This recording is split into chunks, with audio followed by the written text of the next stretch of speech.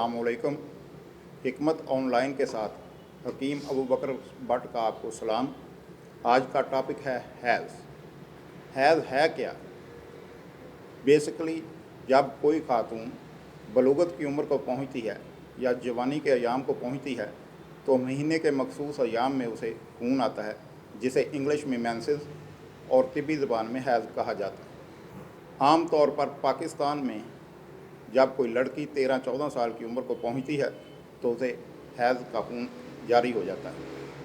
लेकिन मुख्तलिफ़ ममालिक में आबो हवा के मुख्तलिफ होने, खुराक के मुख्तलिफ होने और ख़ानदानी माहौल के मुख्तलिफ होने की वजह से ये उम्र मुख्तलिफ हो सकती है।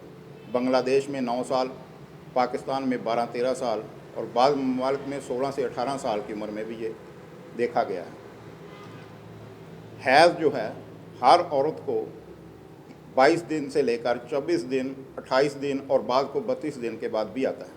अगर किसी भी औरत को 24 दिन के बाद मुतवातर हैज़ आता रहे या 28 दिन के बाद या 32 दिन के बाद तो वो बीमारी तसव्वुर नहीं होगी। लेकिन अगर हैज़ एक हफ़्ता, 10 दिन या इससे ज़्यादा वक्फे से कमो बेश आए तो फिर उसे बीमारी तसव्वुर किया जाएगा। हैज़ जब किसी खातून को आता है तो उसकी मिकदार 2 से 4 औंस तक होती है। सादा अल्फाज में 1 छंटांक से 2 छंटांक तक।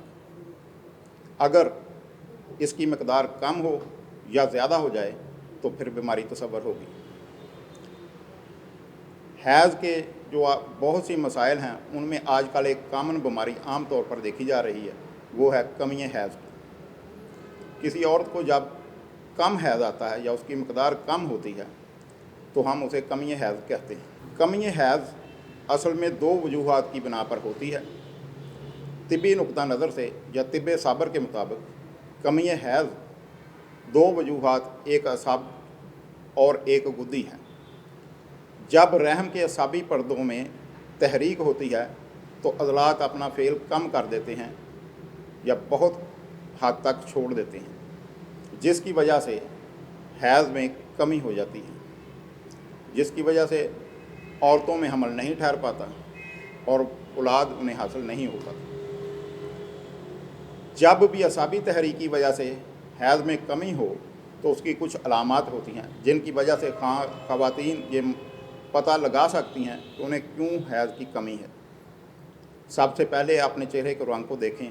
अगर वो सुर्खी से सफ़ेदी माइल की तरफ चला गया है, रात को सोते वक्त उनकी राल बहती है, मुंह में पानी ज़्यादा आता है, पेशाब बार बार आता है, रात को सोते हुए 2-3-4 दफ़ा उठ के पेशाब करती हैं, उनको सुस्ती काहली तारी रहती है, नींद ज़्यादा आती है, काम करने को दिल नहीं करता, तो समझ लें कि असाबी तहरीक की वजह से हैज़ में कमी है और उनके अज़लात जो हैं वो अपने काम को बहुत कम कर चुके हैं।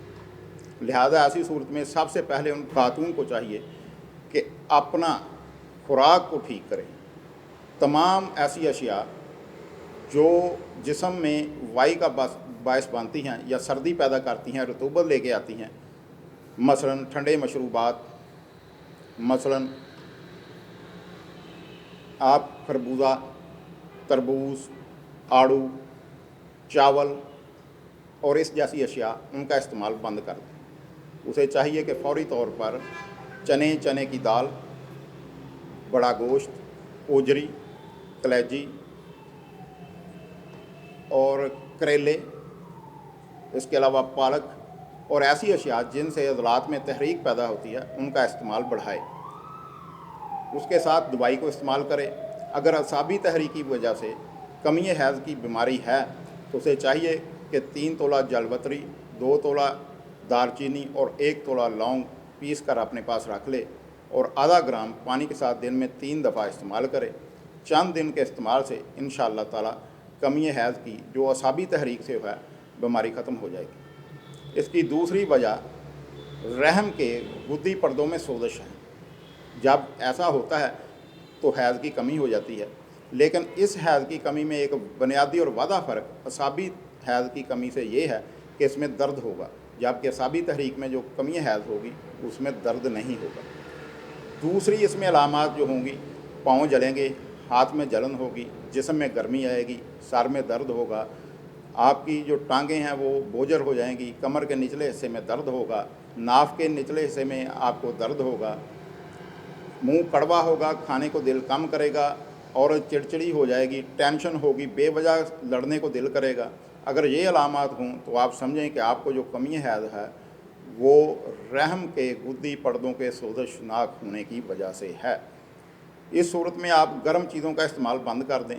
बाज़ार से बर्गर, शवारमे, पिज़्ज़े, बेकरी आइटम, तली हुई चीज़ें, पराठा, इनका इस्तेमाल तर्क कर दें और वो चीज़ें जो ठंडी हैं, मसलन खरबूजा है, तरबूज है, अमरूद है, सेब है, लीची है, इसके अलावा स्ट्रॉबेरी है, खाने में आप टिंडे, कद्दू, हलवा कद्दू, शलजम, गाजर, मूली, इसका इस्तेमाल बढ़ाएं। अद्वियात के लिए इसमें बहुत से नुस्खाजात हैं। एक मेरा आजमूदा नुस्खा है, कलमी शोरा, गंधक आंवला सार, रेवंद खताई, हम वज़न लेकर पीस लें। 1 ग्राम शरबत बजूरी के साथ सुबह, दोपहर, शाम इस्तेमाल करें।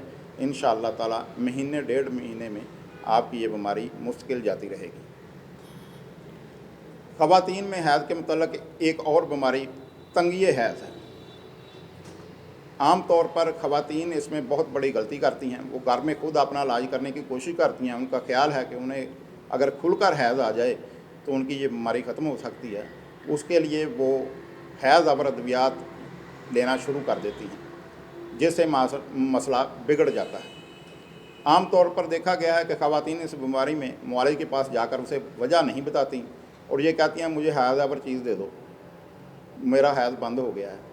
मुआलिज मामले की तहकीक नहीं करता, तय तक नहीं पहुंचता और हैज़ पर दवाई दे देता है, जिससे मामला मज़ीद पेचीदा हो जाता है। हकीकत ये है कि तंगिए हैज़ गशाए मखाती जो रहम में पाए जाते हैं उनमें सोजश की वजह से, जब तक आप उस सोजश को रफ़ा नहीं करेंगे उस वक्त तक इस बीमारी से आपकी जान नहीं छूटेगी। एक और भी बड़ी वजह है, ख़वातीन का ख्याल है कि 8-10 दिन हम दवाई खाएंगी, दर्द ख़त्म हो गई तो बीमारी ख़त्म हो गई। ऐसा नहीं होता, चंद दिन के बाद बीमारी वापस आ जाती है। मुआलिज को चाहिए कि ख़वातीन को बताए कि अगर तंगिए हैज़ की बीमारी है तो उसे 3 हैज़ तक दवाई खानी पड़ेगी। पहले हैज़ में कुछ बेहतरी होगी, दूसरे में बहुत, और तीसरे में तमाम अलामात इंशाअल्लाह ताला हमेशा हमेशा के लिए ख़त्म हो जाएंगी। हमें यह चाहिए कि ख़वातीन को इसके बारे में हौसला दें और उसे सब्र की तलकीन करें। ये चंद दिन में ठीक नहीं हो सकता। तंगिए हैज़ जब किसी खातून को हो तो उसे अपनी तरफ देखना चाहिए। उसकी सिर्फ एक ही वजह है, वो है गुशाई मुखाती में सोजश, और उसकी अलामात वही हैं जो मैं पहले बता चुका हूँ कि पाँव में जलन होगी, हाथों में जलन होगी, जिस्म में गर्मी आएगी, आपके सर में दर्द होगा, बुखार की कैफियत होगी, पेट में दर्द होगा, बाज़ औक़ात रहम में थोड़े थोड़े वक्फे के बाद दर्द की टीसें उठती हैं।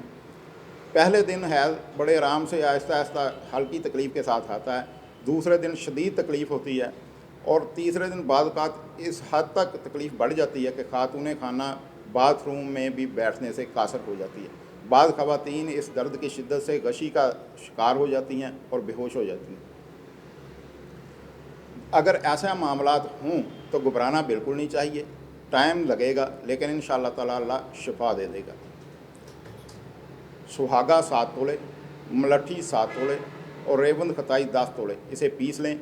आधा ग्राम शरबत बजूरी के साथ सुबह, दोपहर, शाम इस्तेमाल करें। 2 माह कम से कम और 3 माह तक इस्तेमाल अगर आप जारी रखें तो इंशाअल्लाह ताला हमेशा के लिए इस बीमारी के चुंगल से आप निकल जाएंगे। हैज़ की इन 2 बीमारियों के अलावा एक तीसरी कॉमन बीमारी ये है कि औरतों को कसरत के साथ हैज़ आना शुरू हो जाता है। आम तौर पर हैज़ 24, 28 या 32 दिन के बाद आना चाहिए, लेकिन ऐसी ख़वातीन को बाज़ दफ़ा 8 दिन बाद, बाज़ को 10, बाज़ को 15 दिन के बाद आता है। और फिर ये जो ड्यूरेशन है ख़वातीन को हैज़ का, वो 4 से 6 दिन का होना चाहिए। अगरचे बाज़ औरतों में 1 दिन, 2 दिन और हफ़्ता भी देखा गया है, लेकिन जिन्हें कसरत हैज़ की बीमारी होती है उन्हें 15-15 दिन, 20-20 दिन, महीना महीना हैज़ जारी रहता है। हकीकत ये है वो खून हैज़ का खून नहीं होता। दरअसल अज़लात में तेज़ी की वजह से वहाँ पर मौजूद रहम में शरियानें फट जाती हैं, जिनकी वजह से खून हैज़ के साथ असल खून भी आना शुरू हो जाता है। हैज़ का खून अपने ड्यूरेशन के बाद बंद हो जाता है, लेकिन ये खून आता रहता है। अगर बीमारी कम हो तो 8-10 दिन में बंद हो जाता है। अगर मसला ज़्यादा हो तो बाज़ दफ़ा देखा गया है कि ये खून बंद ही नहीं होता। اور عورتیں بہت زیادہ کمزور ہو جاتی ہیں، حتیٰ کہ سرجری کر کے رحم باہر نکالنا پڑ سکتا ہے۔ بعض دفعہ خواتین کی موت بھی واقع ہو سکتی ہے۔ اس بیماری سے گھبرانا نہیں چاہیے۔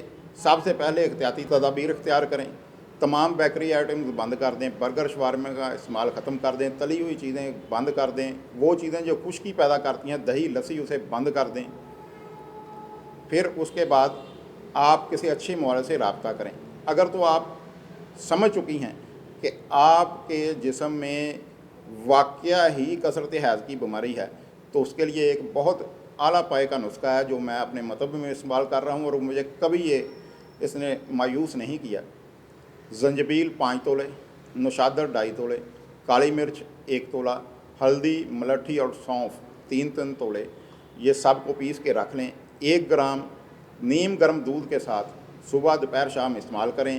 1 سے 1.5-2 ماہ تک اس کا استعمال جاری رکھیں۔ انشاءاللہ تعالی آپ کو مستقل اس بیماری سے نجات مل جائے گی۔ حیض کی مزید بیماریوں میں ایک بہت کامن بیماری حیض کا بند ہو جانا ہے۔ یہ بھی 2 وجوہات کی وجہ سے ہوتا ہے۔ بعض خواتین میں اعصابی سوزش کی وجہ سے، اور بعض خواتین میں گدی سوزش کی وجہ سے ہوتا ہے۔ اگرچہ زیادہ تر خواتین کو اعصابی سوزش کی وجہ سے یہ بیماری لاحق ہوتی ہے، لیکن کچھ عورتوں کو 20% یا 25% آپ کہہ سکتے ہیں کہ گدی تحریک کی وجہ سے بھی، گدی سوزش کی وجہ سے بھی یہ بیماری لاحق ہوتی ہے۔ اعصابی سوزش میں جب یہ بیماری لاحق ہوگی تو عورت کا رنگ سفید ہو جائے گا، خون کی کمی ہو جائے گی، جسم پھولنا شروع کر دے گا، جسم میں چربی زیادہ ہو جائے گی، موٹاپا زیادہ ہوگا، اس عورت کو پیشاب زیادہ آئے گا، جسم میں ٹھنڈ کی زیادتی ہوگی، منہ میں پانی آئے گا، سوتے ہوئے رال بہے گی۔